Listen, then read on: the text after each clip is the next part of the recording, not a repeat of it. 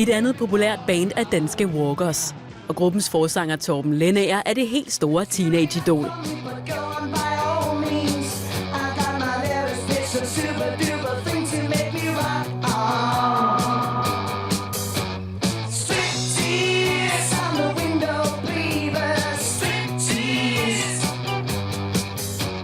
Fortæl mig, hvorfor pigerne skriger, når Walkers kommer på scenen? De bliver vel hissige, når de har lavet det der sceneshow, hvor Torben står og spætter, så bliver de vel hissige og sådan. Så river de efter ham og prøver på at få ham ned og kysse ham og rive ham i håret og sådan. Det er jeg ikke selv med, så jeg tager bare billeder. Jeg synes ikke, det er sjovt at rive ham ned. Jeg kan altid få ham snakke i hånden, når alle pigerne rækker hånden op. Det er meget.